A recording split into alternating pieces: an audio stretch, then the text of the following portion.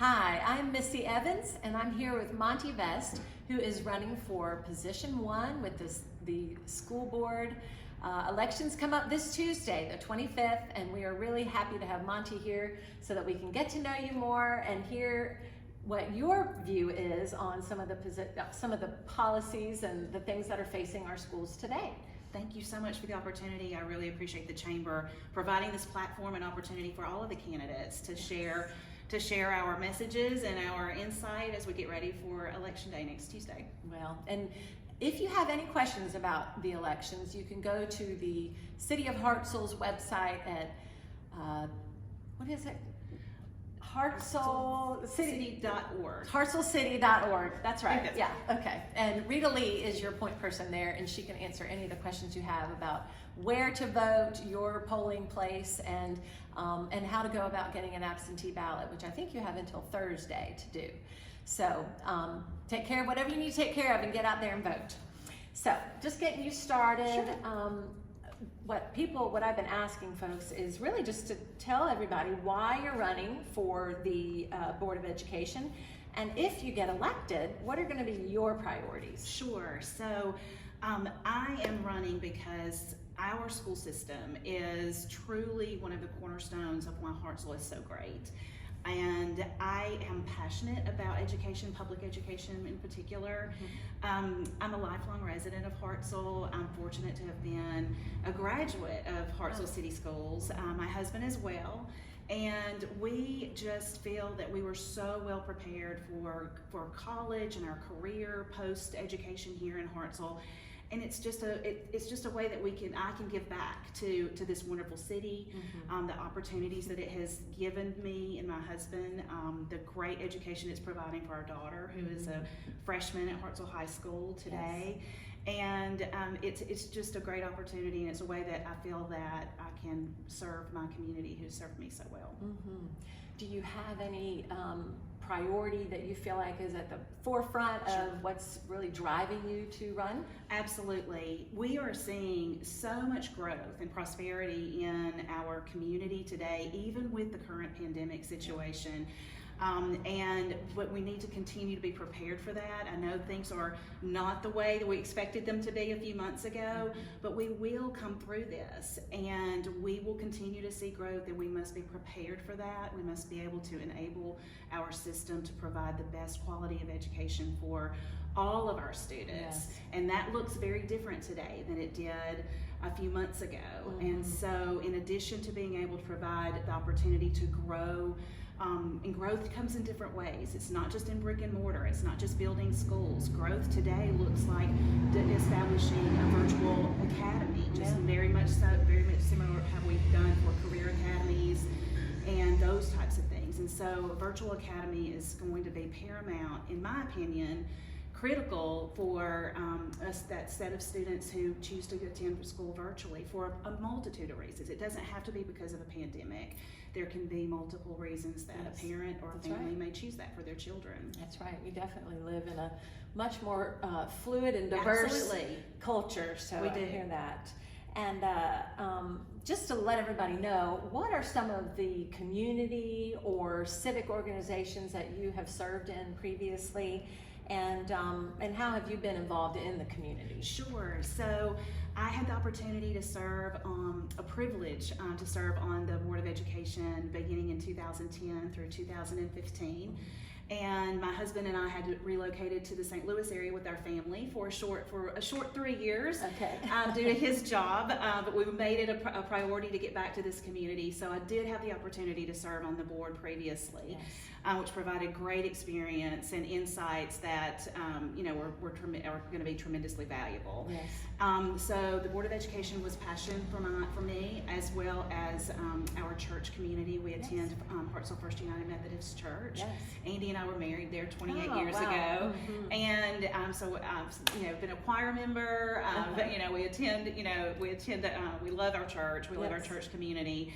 I've also been very involved in some organizations through my work, through my profession, in the Huntsville Community Leadership, Huntsville, Madison County, mm-hmm. The Arts Council. So those are some organizations that I've been involved with in the past.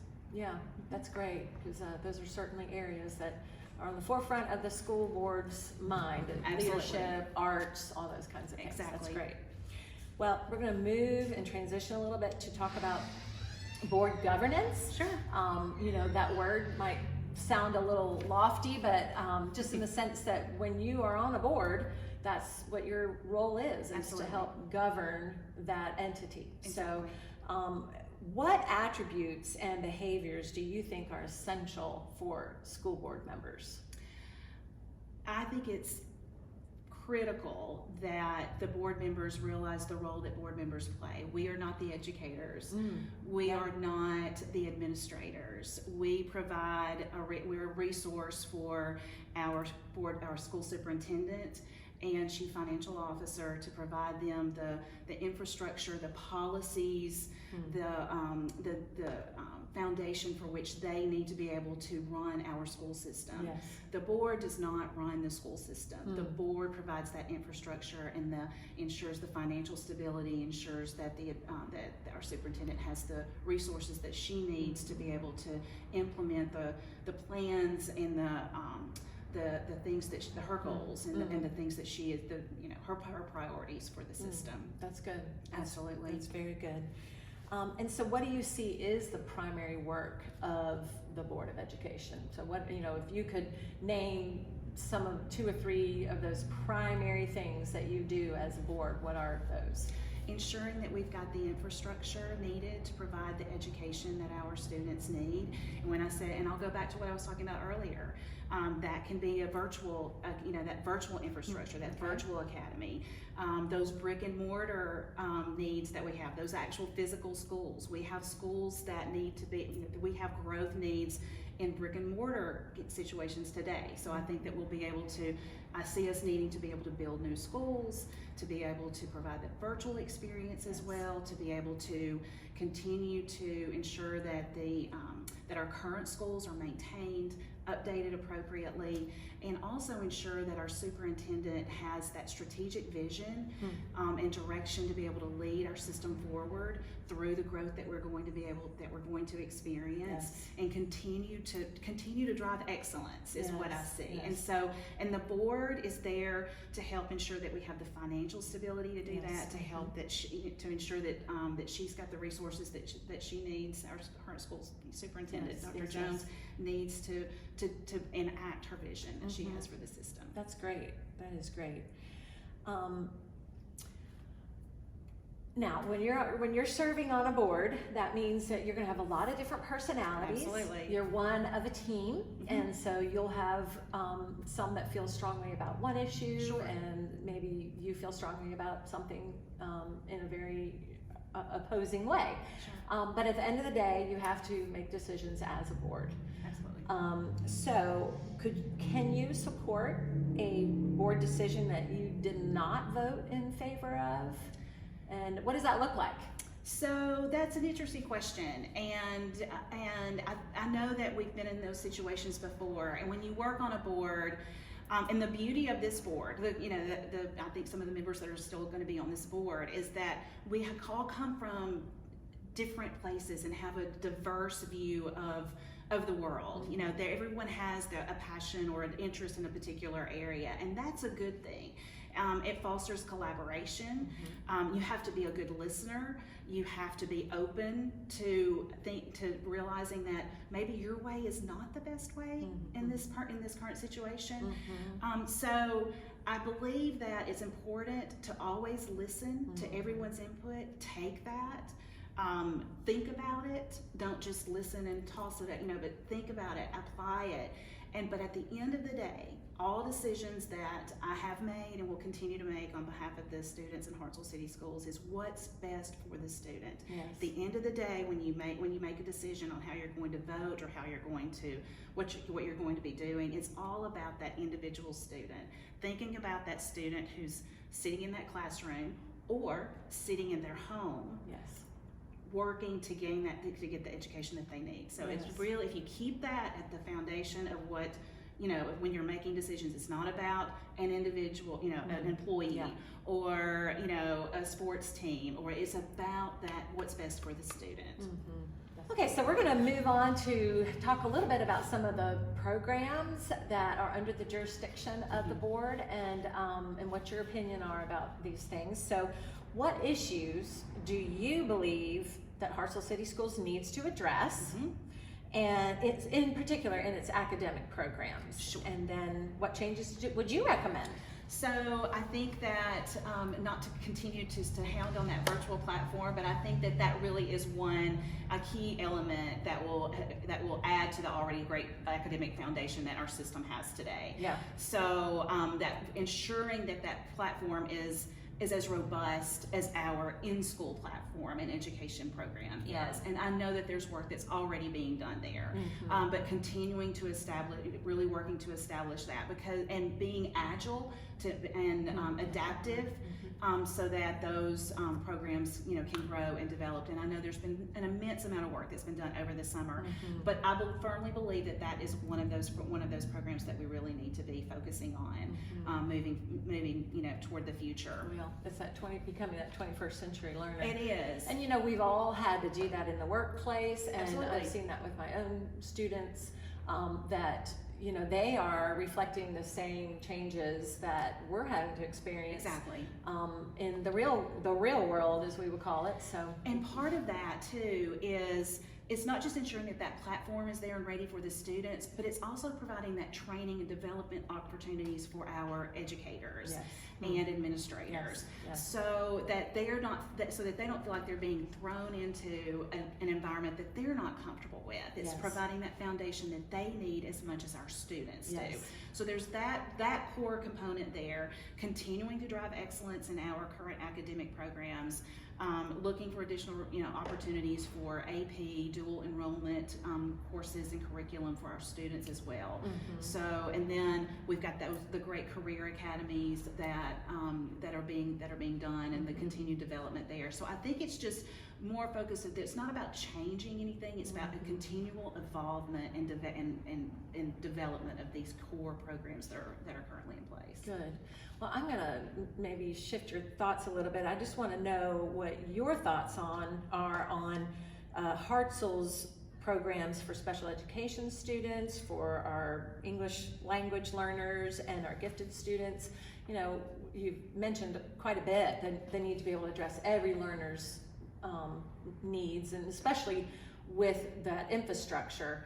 But when you throw into the mix that we have learners on every end of the spectrum, Absolutely. from your gifted students to, these are all students that need extra support, your gifted students to those that have special educational needs, which that's in my own household. Sure. I have the diversity of that and being able to meet all those needs.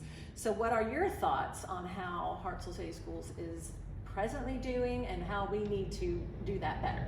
So I think that they're doing an amazing job with providing the resources and to meet the needs of all students. And that's one of the things that I talk about, and I feel very, is really important, is that it's not that cookie cutter approach.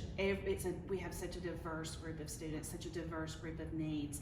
Our special education programs have improved so much over the past few years. I love how our special education programs involve not just educators and staff, but are also the other students, so that everyone can get involved, and it teaches our students that this is a diverse world that they're going to be, going into, and they realize that there are varying needs from everyone, and everyone can benefit from working together. So I think, I feel that, I know there's some staffing changes in the special education area this year, and I'm sure that there's going to be great new vision and leadership there that will just continue to build on that, on that legacy of excellence, and just appreciating every student for what their value is, and what their capabilities are, and what their contributions can be to the team. That's good. That's good. So let's see. So given all the issues that arise, this is a good one. How can the board stay focused on student achievement? Now, when I say issues that arise, we're looking at a pandemic. We're looking at how that has affected not just the classroom, but schools impact the community in so many ways. Oh, absolutely. Sports programming, It's arts like a programming. You know, it's like a heartbeat of a community. Yes. Absolutely. Especially in a community this size. Exactly. Where, you know, our senior citizens to the youngest in our community are impacted by this. So how do you keep the focus when there's a lot of voices coming at you, a lot of different polls? How do you keep your focus on student achievement? So that's a great question, and I think that goes back to another question that you mentioned earlier. It's kind of the role of the board. That really is what the role of the board is. It is to help our administrators ensure that they are keeping their eye on the prize, their eye on the ball, and that with all of the distractions, even with all of the different issues that are popping up that have to be dealt with, at the end of the day, our superintendent is responsible for ensuring that academic excellence, and she has her plan, and the board, and basically it's about accountability, ensuring that our superintendent and our administrators are being held accountable for their strategic plan and their strategic vision, and as well as providing that support that they need to address all of these external factors as well. But that truly is the role of the board, and ensuring that our administrators and our educators and staff are held accountable to do this for our students. So That's again, good. it goes back to it goes back to what's best for that student in that classroom. That's good. That's good. Well, one last question I'll ask, and then I want to give you the floor to be able to just share a little bit more about why you think you're the best candidate to do these high and lofty things. But how would you determine budget priorities? So budgeting is extremely important, and our school system is the #1 employer in our community. Wow. It has an annual budget of around, we're talking around right around $30 million. Wow. So it's not insignificant. And when you look at those, where you start, those budgeting priorities, it goes back to that classroom. It goes to our educators, ensuring that we have the right number of educators to be able to approach, for the right class sizes, technologies. It's all about equipping and enabling our students to be able to learn. So it's not just about a new school building, but it's what's going on inside that school building that's the most important thing. That's good. That's a good answer. So I just want to turn it back over to you without any agenda and just let you answer why you think you should be elected to the Board of Education, just to kind of wrap everything up. Sure. And then what differentiates you from other candidates or board members? Sure. Well, as I mentioned before, Hartselle is home to me and my husband, and we are thrilled to be here. We're thrilled to be back after a short period of time out of state, as I mentioned it earlier. And I just really, our school system is truly a shining star in our community. It's what makes Hartselle so special. I chose to live here, even while I, work in Huntsville. This is home to us, and we had such a wonderful experience. My husband and I say we. It's about our family. We've had such a wonderful experience. And attending Hartselle schools, as I said before, it provided, the appropriate foundation for us. When I went to college, I was completely prepared, and I had such a great appreciation for all of the work and that had been done, to help me ensure that I would be able to succeed. Yes. And I think it's important to give back. Public service today, unfortunately, some people have a very, tainted view of what it means to run for public office. But what it is about serving, and that's what. And I feel that I have a gift to be able to serve in a leadership capacity around our school system. We have to look at what we love and what we feel is important and where we want to serve, and that's really at the core of why I'm choosing to do this, and why I feel that I'll be an excellent candidate for the place one for Board of Education, because of that passion, because of my drive, because my willingness to work in ensuring that we have that we continue to build on this strong foundation, and I know that we can. Well, I just want, and I've said this to many of the others that have come in, I just want to say thank you, of course, not only for coming today, but also just for your choice to run, to invest money, to invest time, to put yourself into uncomfortable situations, because you're giving us a choice to choose between some wonderful leaders and options.